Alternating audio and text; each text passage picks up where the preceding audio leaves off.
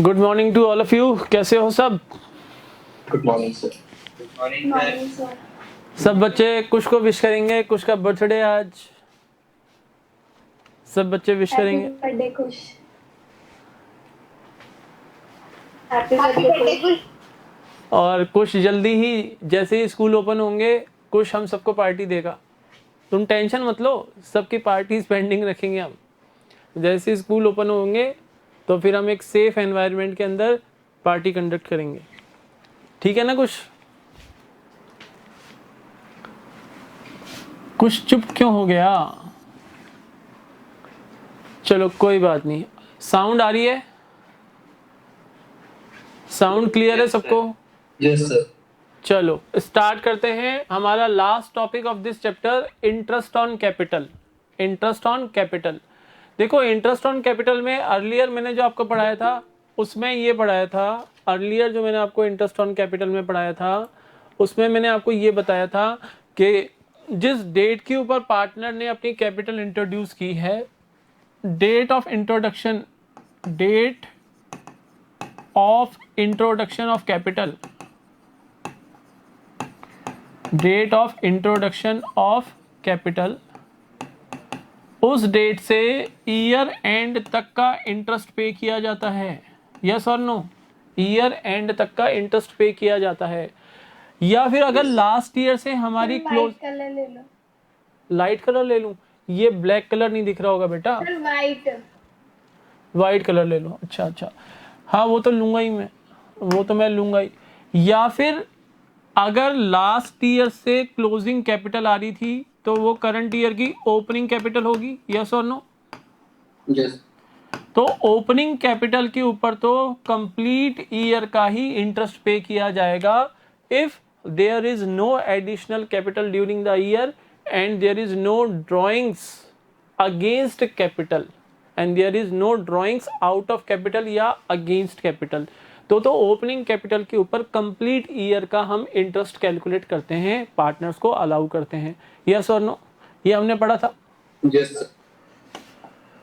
White से ही problem है तो लो, सब जगह वाइट ही वाइट रहेगा।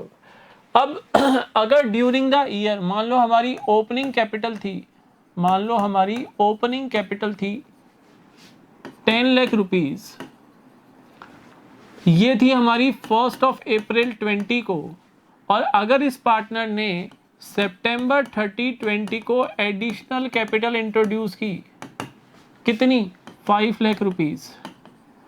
बस यही डिटेल है इस पार्टनर एक्स से रिलेटेड, मिस्टर एक्स से रिलेटेड आपको यही डिटेल दे रखी है।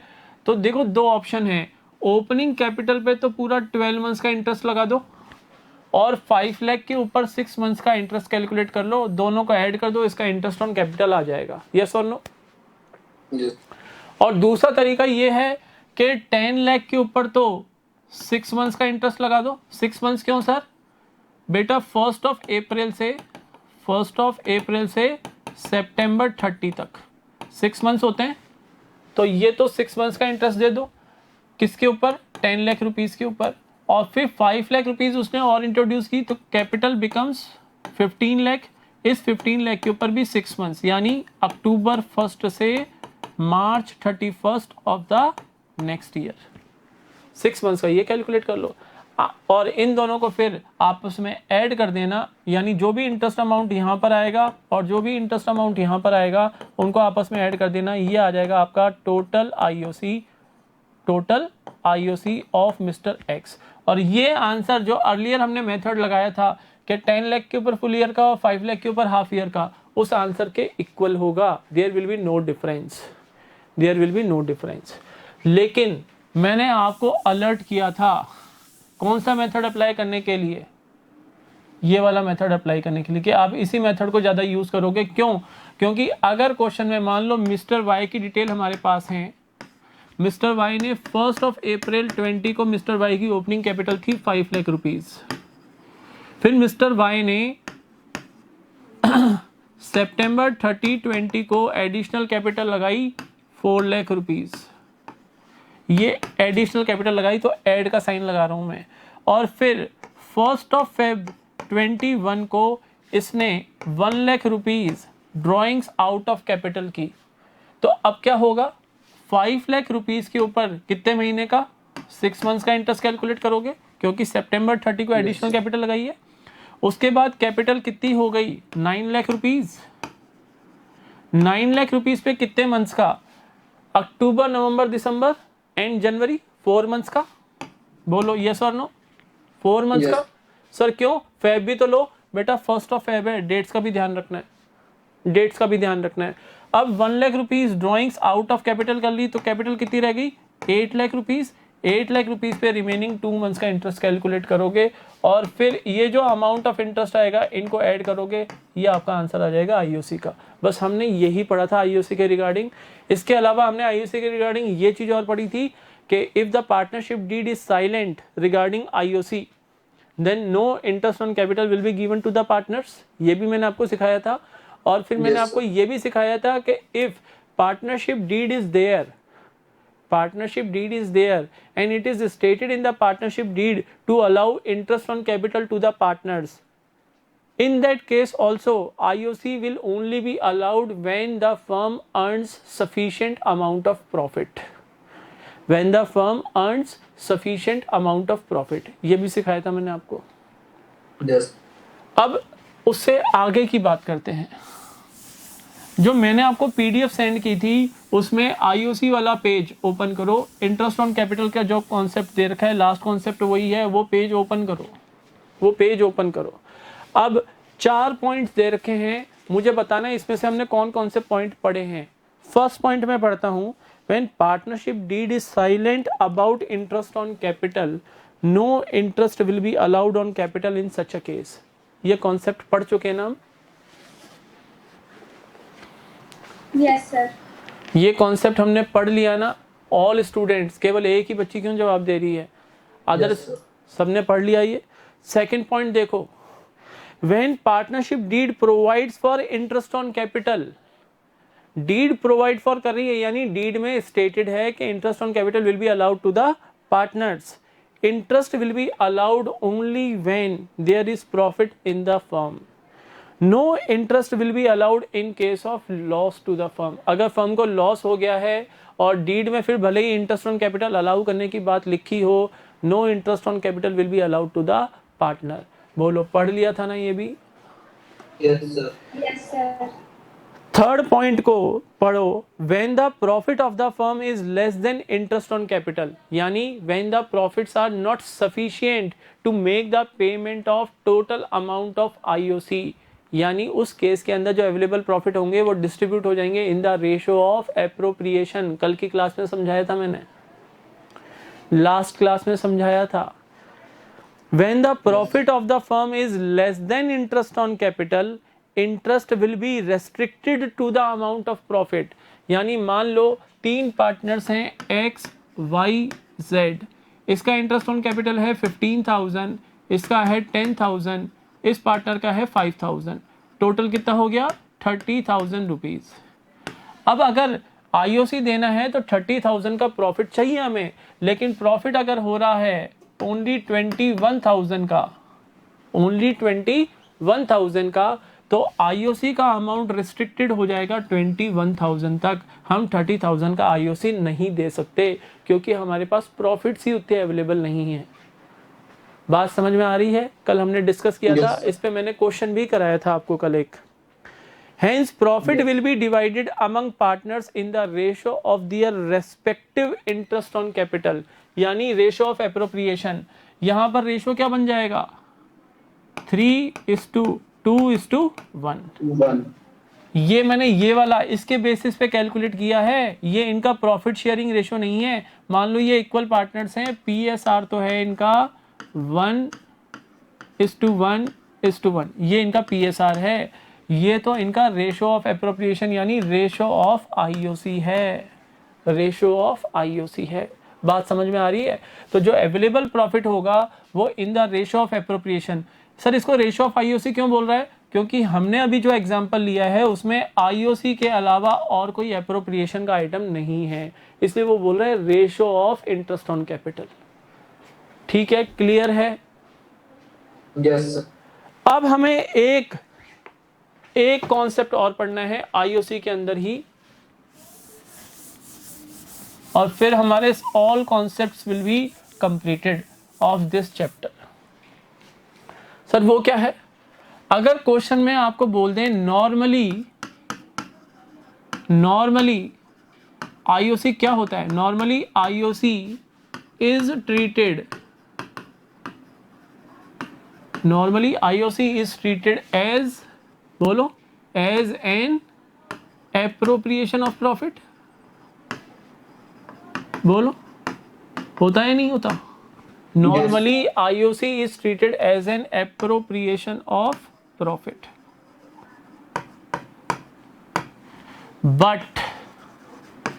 बट ये हो गया आपका डेंजर साइन। बट सर क्या है? इस बट के पीछे क्या है? बट अगर क्वेश्चन में ये लिख दिया जाए, but if in the question it is clearly stated that IOC will be treated as a charge against profit.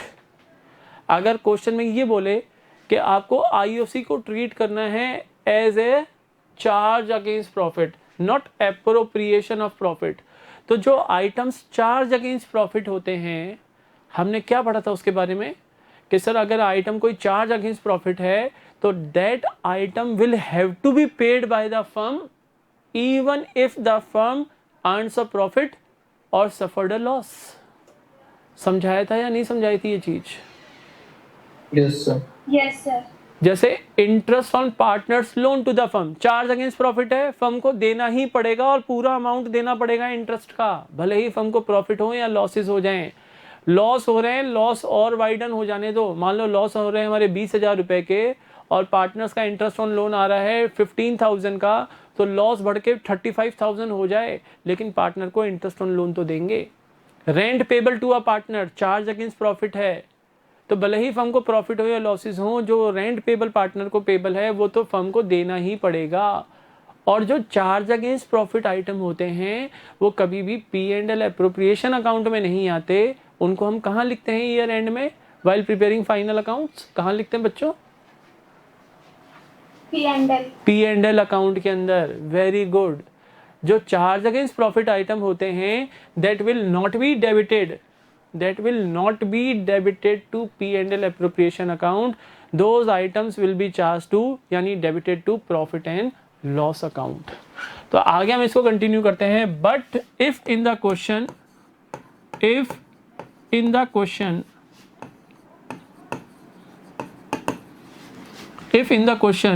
it is stated clearly to treat IOC as a charge against the profit,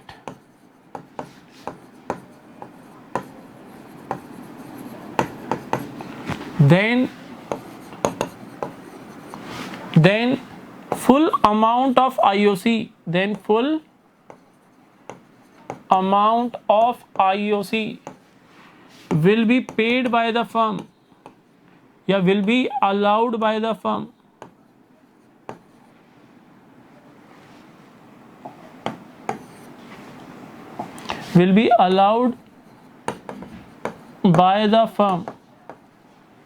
to the partners।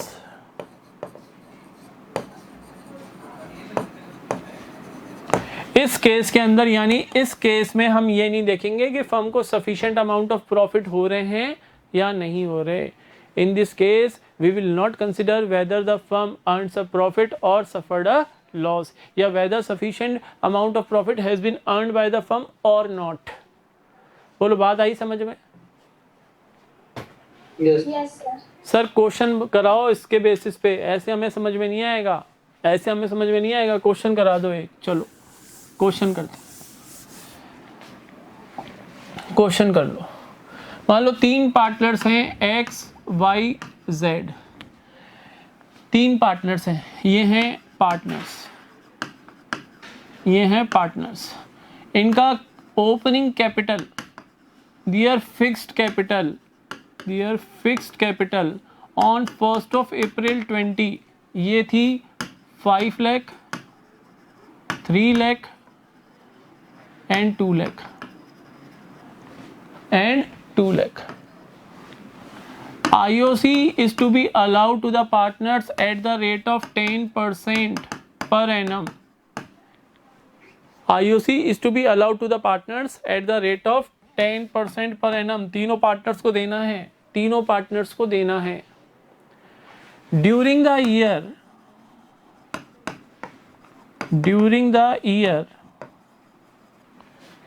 the firm has earned a profit of rupees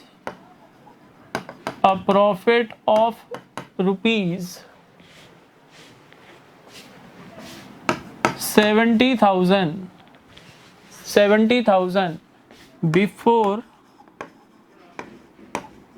allowing IOC.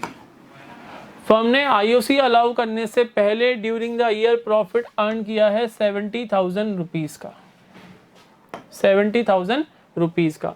अब question में आगे देखो वो क्या लिख रहा है. IOC is to be treated as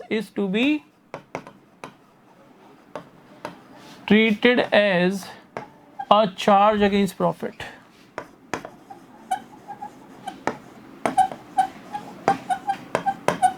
charge against profit. IOC को as a charge against profit हमें ट्रीट करना है. IOC को as a charge against profit हमें ट्रीट करना है. अब क्वेश्चन में वो इंस्ट्रक्शन दे रहा है कि distribute the amount of profit between the partners. Distribute the amount of profit between the partners, ये हमारा क्वेश्चन है. अब इस क्वेश्चन को कैसे करेंगे. जब हम यहाँ पर IOC कैलकुलेट करते हैं, calculation of amount of IOC X Y Z, तो X की कैपिटल कितनी है 5 लाख, यस, Y की 3 लाख और Z की 2 lakh. There is no change in the fix capital during the year. According to the question there is no change in the fix capital during the year.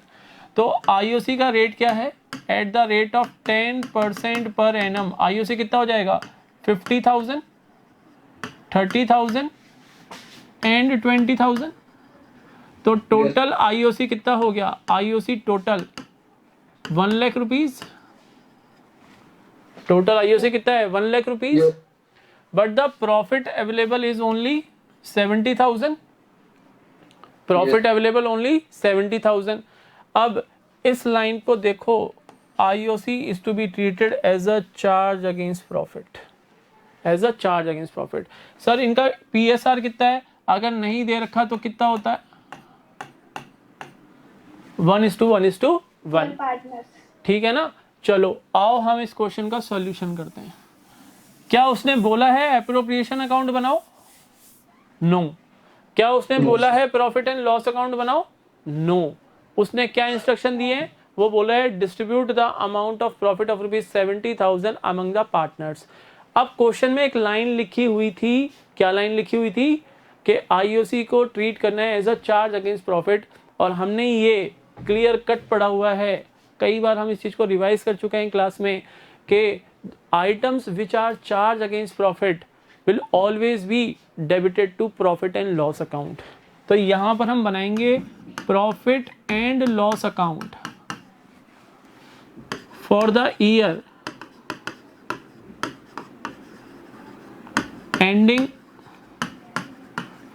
ending 31st March 2020. For the year ending 31st March 2020. 21 आएगा ना 2021. ये हो गया आपकी debit side और this is your credit side. यहाँ पे फिर हम लिखेंगे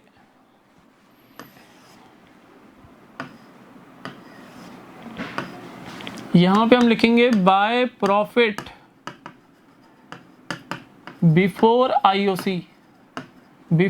IOC टू पार्टनर्स. कितना है 70,000. बोलो 70 था ना, ये देखो ये रहा Yes, sir. 70,000। अब क्वेश्चन में हमने क्या बताया था कि IOC is to be treated as a charge against profit. Question में ये लिखा हुआ था कि IOC को हम as a charge against profit consider करेंगे, IOC को as a charge against profit हम कंसिडर करेंगे। तो चार्ज अगेंस्ट प्रॉफिट कंसिडर होगा तो फिर P&L अकाउंट में आएगा IOC। वैसे तो नॉर्मली कहा जाता है P&L एप्रोप्रिएशन में, क्योंकि in normal situation IOC is always treated as an appropriation of profit. But if in the question it is specifically stated that IOC is to be treated as a charge against profit, तो वो item फिर कहाँ पे आएगा? P&L account में। यहाँ पे लिखोगे to interest on capital, amount लिखो x, y और z का, 50,000, 30,000। अरे अरे सर क्या कर रहे हो, क्या कर दिया, क्या कर दिया सर? प्रॉफिट तो 70,000 है, आप ये तो 1 लाख रुपए हो गया। अरे बेटा जब चार्ज अगेंस्ट प्रॉफिट आइटम है तो देना ही देना पड़ेगा, चाहे हमारा प्रॉफिट सफिशिएंट हो या प्रॉफिट लॉस में कन्वर्ट हो जाए। यहाँ पे अब 70,000 का प्रॉफिट नहीं 30,000 का लॉस आ जाएगा। बोलो समझ में आ रही है ना बात? Yes, sir.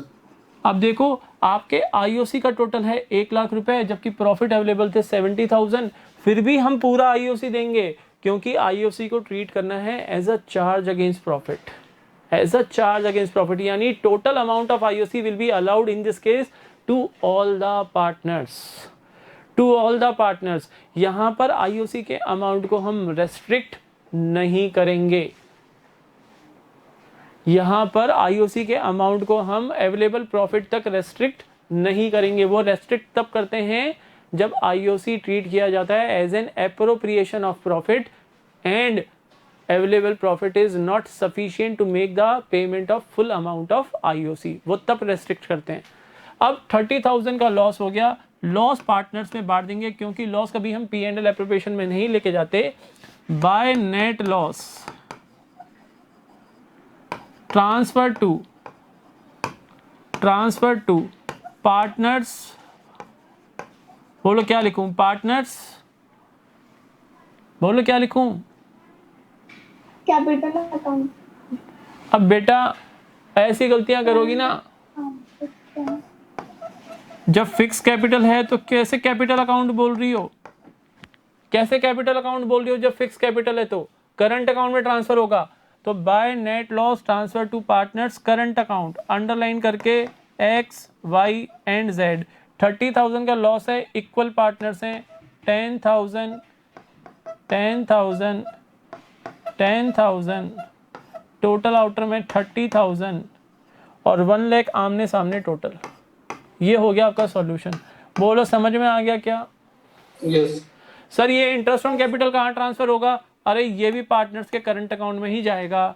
जब कैपिटल फिक्स थी तो फिर सारे item related to the partners current account में ही जाते हैं। कैपिटल अकाउंट में केवल opening and closing capital balance, additional capital and drawings out of capital ही कैपिटल अकाउंट में आते हैं। बोलो कॉन्सेप्ट समझ में आ गया सब? Yes, sir. Yes sir. किसी को कोई डाउट तो नहीं है? किसी को कोई डाउट तो नहीं?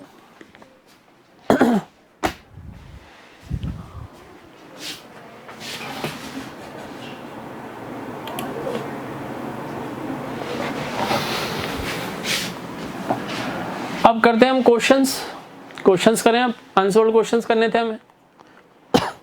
Yes, sir. अनसोल्ड क्वेश्चन करने से पहले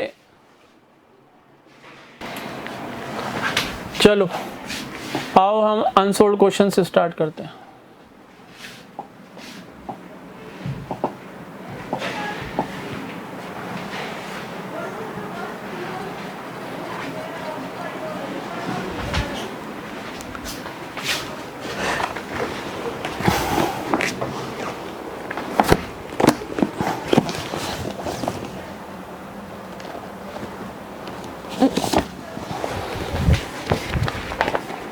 बोलो किस क्वेश्चन में प्रॉब्लम है? फर्स्ट 10 क्वेश्चंस में से किस क्वेश्चन में प्रॉब्लम है? Second में सर। ये अदर स्टूडेंट्स म्यूट हो गए क्या सब?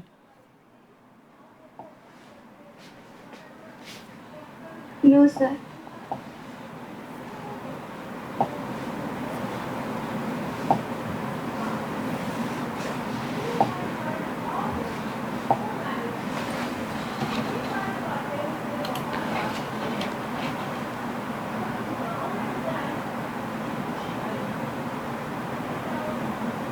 वीडियो ऑन करो सब अपने।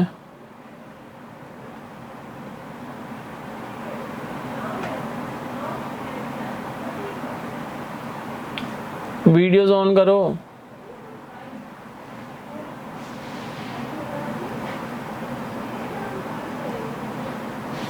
एक एक का नाम लेना पड़ेगा क्या मुझे? विकास वीडियो ऑन कर। प्रियांशु, गुंजन, मुस्कान, हाँ अब बात करो मेरे से। किस क्वेश्चन में प्रॉब्लम है? Sir second. सेकंड में। गुंजन क्या प्रॉब्लम है? वीडियो ऑन करो। प्रियांशु, कर रहा हूँ सर, कर रहा हूँ।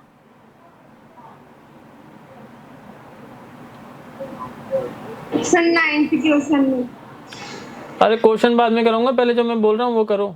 वीडियो ऑन करो।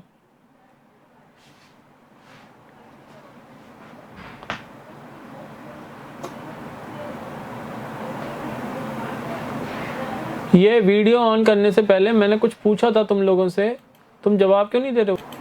चलो सेकंड क्वेश्चन करते हैं। आओ सेकंड क्वेश्चन करो पहले।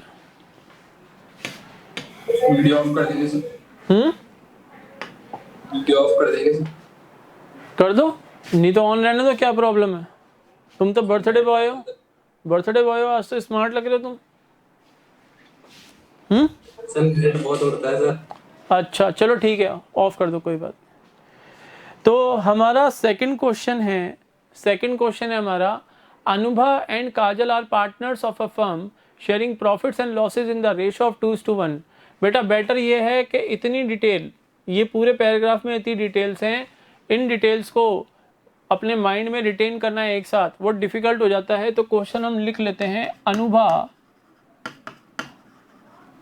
And Kajal, Anubha and Kajal are partner sharing profits in the ratio of 2:1। ये इनका PSR है, ठीक है। Their capitals were 90 and 60,000, capitals हैं 90,000 एंड 60,000, ये है इनकी कैपिटल, और ये था इनका PSR, ठीक है। The profit during the year were ₹45,000। Firm ने प्रॉफिट जनरेट किया है, profit earned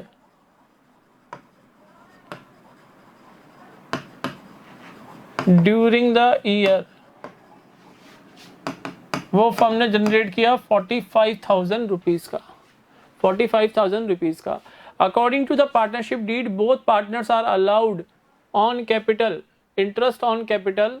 according to the partnership deed both the partners are allowed salary of ₹700 per month. Anubha को सैलरी 700 पर मंथ, यानी 12 से मल्टीप्लाई करोगे और 500 रुपये इंटू 12, यहाँ पर इसको सैलरी मिलेगी काजल को। ये है सैलरी इन पार्टनर्स की, जो भी अमाउंट आएगा 8400 इसका आ गया और 6000 इसका आ गया। क्लियर है? Yes sir. उसके बाद आगे पढ़ो question, interest allowed on capital eight the rate of 5% per annum. IOC हमें पार्टनर्स को देना है eight the rate of 5% per annum, 5% per annum. Sir किसको देना है? जब क्वेश्चन साइलेंट होता है तो दोनों ही पार्टनर्स को, जितने भी पार्टनर्स होते हैं सबको ही दिया जाता है, उसमें थोड़ी ना कोई डाउट होगा, 5% पर एनम। उसके बाद क्वेश्चन आगे पढ़ो, the drawings during the year were ₹8500 for Anubha. Drawings दे रखी हैं अनुभा की 8500 और काजल की 6500, काजल की 6500। Interest is to be charge at the rate of 5% करा दिया मैंने, पर एनम कटवा दिया था ना। जो आईओडी है जो आपको चार्ज करना है, IOD is eight the rate of 5%। Per annum कटवा दिया था मैंने, अगर पर एनम लिखोगे तो आंसर Yes, गलत sir. आएंगे, तो पर एनम मैंने रिमूव करा दिया था। आई होप Yes, सबने sir. किया होगा। ठीक है, वो कह रहा है prepare partners capital accounts assuming that the capital accounts are fluctuating. Fluctuating है तो करंट अकाउंट बनेंगे नहीं, केवल कैपिटल अकाउंट बनेंगे। फ्लक्चुएटिंग है तो करंट अकाउंट तो बनेंगे नहीं, केवल कैपिटल अकाउंट बनेंगे। Yes. ये क्वेश्चन नहीं हुआ, कहाँ डिफिकल्टी आई बेटा, कहाँ डिफिकल्टी आई? Partners capital account. चलो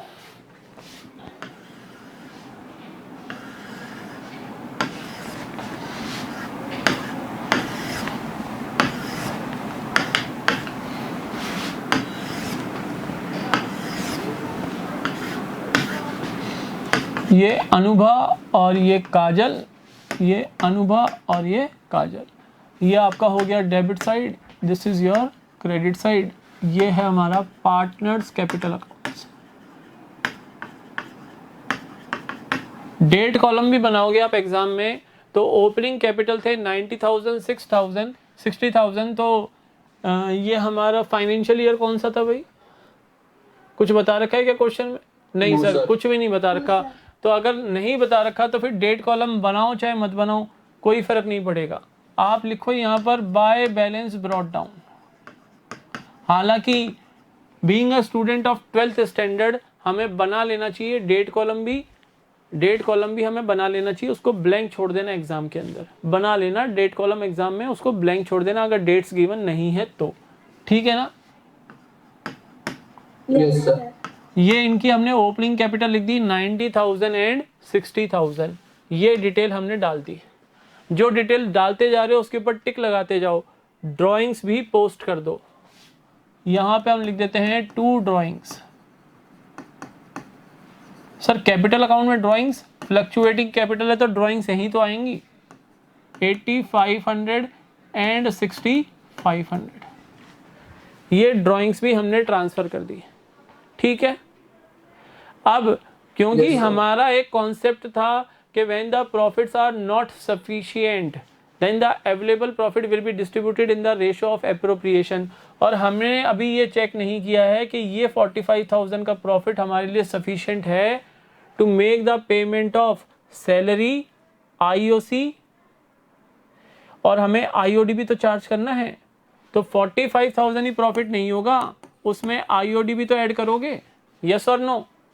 Yes. तो यहाँ से मैं तुम्हें पी एंड एल एप्रोप्रिएशन थोड़ा रफली यहाँ समझा दूँ, कोई दिक्कत तो नहीं है रफली कर दें तो? No, sir. हमारा ये देखो 45,000 by profit and loss account आप लिखोगे, by profit and loss account 45,000। Sir क्यों, पी एंड एल अकाउंट में कुछ नहीं आएगा क्या? बेटा पार्टनर की सैलरी एप्रोप्रिएशन ऑफ प्रॉफिट होती है, IOC in case of silence appropriation of profit होता है, कोई इंटरेस्ट ऑन पार्टनर्स लोन है नहीं, कोई rent payable to a partner है नहीं, तो सीधा प्रॉफिट कहाँ आएगा, एप्रोप्रिएशन में ही आएगा। बोलो यस और नो? Yes. Yes, sir. अब आईओडी चार्ज कर लो पार्टनर से, आईओडी कितना आएगा? अनुभा का आएगा 84, ये कहाँ है, 8500 का 5%। सर पर एनम तो लिखा नहीं है, 225. पर एनम तो हमने लिखा नहीं है, अगर पर एनम नहीं लिखा तो फिर टाइम कंसिडर नहीं होगा। 8500 का 10% 850, तो ये हो गया 425। ये तो हो गया अनुभा का, और काजल का ये हो गया 325। 325. ये हो गए इनके आईओडी, तो यहाँ भी लिख दें IOD to interest on drawings 425 and 325। बोलो ठीक है क्या? Yes. अब बेटा इस पे भी टिक लगाओ और इस पे भी टिक लगाओ। अगर आप टिक नहीं लगाओगे ना तो ये आइटम्स आपको परेशान करेंगे। टिक लगा दिए तो अब आपको पता है कि कैपिटल हमने लिख दी, प्रॉफिट हमने लिख दिया, ड्राइंग्स हमने कर लिया, आईओडी हमने कर लिया। क्लियर है? अब मैं यहाँ से इसको हटा रहा हूँ क्योंकि ये मेरा कैपिटल अकाउंट तरीके से नहीं बनने देगा। ये था हमारा 500 × 12। अब हमारे पास अवेलेबल प्रॉफिट कितना हो गया? 45,750। Yes sir. अब इसमें से आप सैलरी दे सकते हो, टू सैलरी।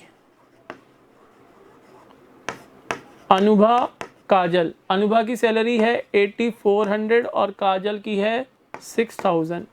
टोटल हो गई 14,400। 14,400।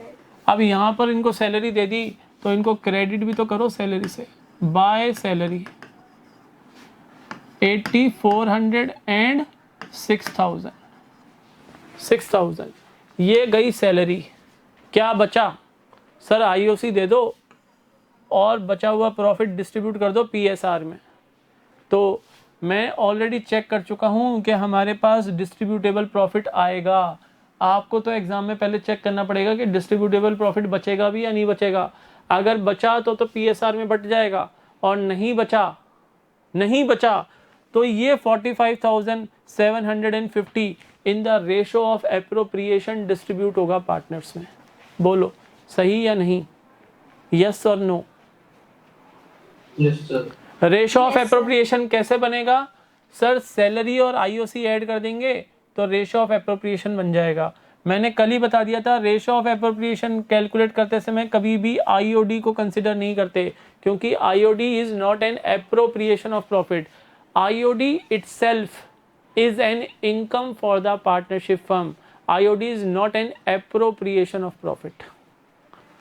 आईओसी तो खुद प्रॉफिट का पार्ट बनता है, एप्रोप्रिएशन ऑफ प्रॉफिट थोड़ी ना है। ठीक है ना? Yes sir. तो यहां पे हम लिख रहे हैं to interest on capital. Anubha, Kajal 90,000 capital है, 5% पर एनम देना है, 4,500 हो गया। और 3,000 ये हो गया। कितना आया? 7,500 आउटर कॉलम में। तो यहाँ पे मैं लिख दूंगा बाय इंटरेस्ट ऑन कैपिटल 4,500 और कितना आया था? 3,000। अब मुझे बताओ, ये आईओसी भी हो गया, ये हो गया था, ये हो गया था, ये हो गया, ये हो गया, ये हो गया, ये हो गया, बस पीएसआर। तो इनको हटा दूं क्या एक बार?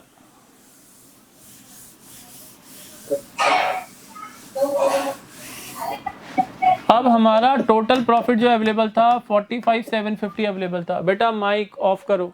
45,750 हमारा अवेलेबल प्रॉफिट था, और एप्रोप्रिएशन हो गया हमारा 14 + 7 21,900। 21,900 ये एप्रोप्रिएशन हो गया। तो बैलेंस प्रॉफिट 50, 17 में से 9 गया 8, 23,850। बोलो यस और नो? Yes sir. इस प्रॉफिट को ये जो डिविजिबल प्रॉफिट है, इसको डिस्ट्रीब्यूट कर दो 2:1 के रेशो में। तो 3 से काट लो, 3 × 7 = 21, बचे 2, 3 × 9 = 27, बचा 1, 3 × 5 = 15 और 0। 2 से मल्टीप्लाई करो, 1 से मल्टीप्लाई करो, तो एप्रोप्रिएशन तो कंप्लीट हो जाएगा। बोलो कर लोगे एप्रोप्रिएशन कंप्लीट? अब ये प्रॉफिट यहाँ पे ट्रांसफर कर दो by profit and loss appropriation account. 7,950 × 2 कितना हो गया? 15,900। सर कैसे कर लिया आपने? मैंने इसको मान लिया 8,000 रुपीज। 8,000 × 2 किया तो 16,000 हो गया। 16,000 में से मैंने 100 लेस कर दिया, 15,900 आ गया। और ये हो गया 7,950, ये हो गया 7,950। बस क्लोजिंग बैलेंस निकाल लो। टू बैलेंस कैरिड डाउन, यहाँ टोटल लगाओ और उनमें से इनको माइनस करो और मुझे क्लोजिंग बैलेंसेस बता दो। तुम बताओगे या मैं कैलकुलेट करूं? बोलो सर आप बता दीजिए। आप बता दो सर। चलो ये 00 आ गया और ये आपका हो गया 5 4 9 9 18 8 1 8 और 1 9 और 4 13 13 5 18 8 1 9 और 1 10 और 1 11 1,18,800 आ गया टोटल। और इसमें से आप 8,925,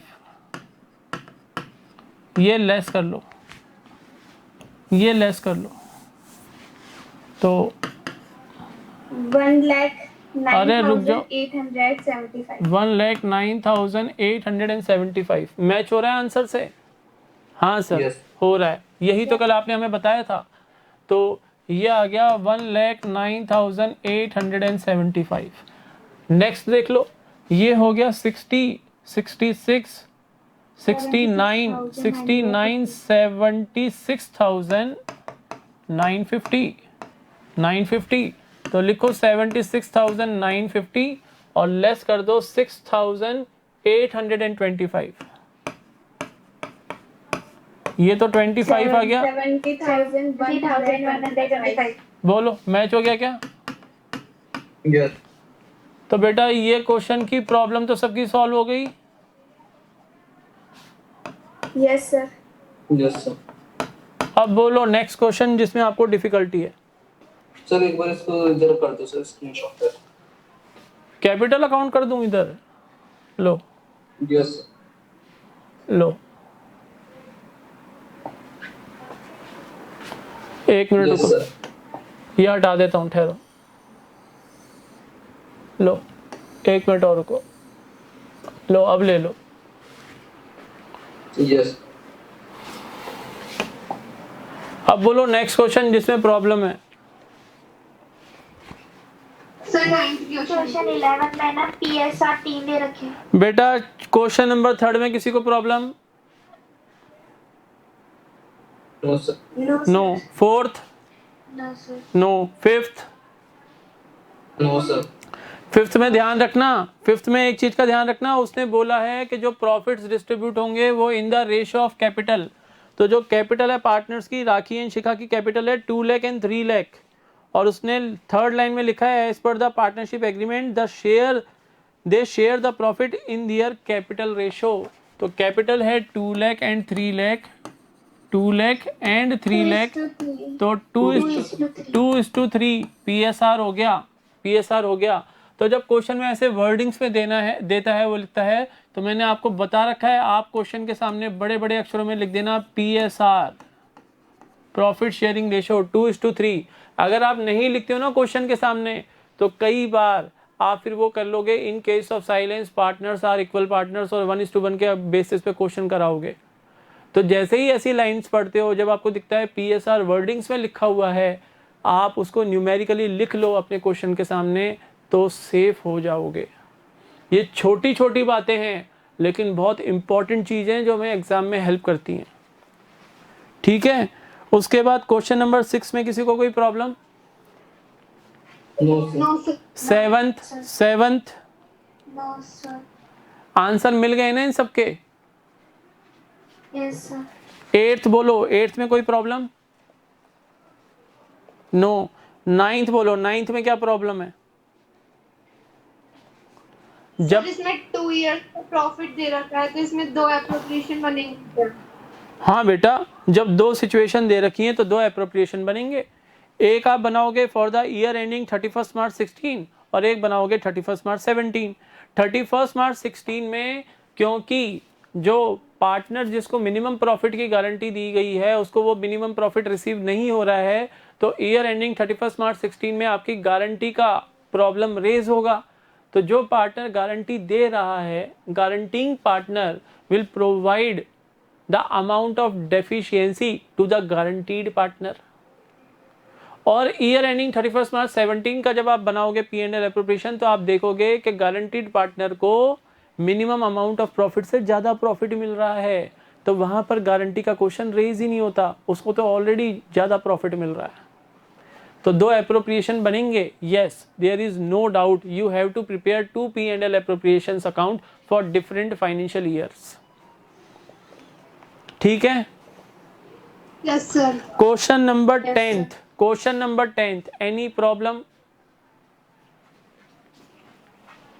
नो सर। No, sir. तो बेटा क्वेश्चन नंबर 10th तक हम कंप्लीट कर चुके हैं।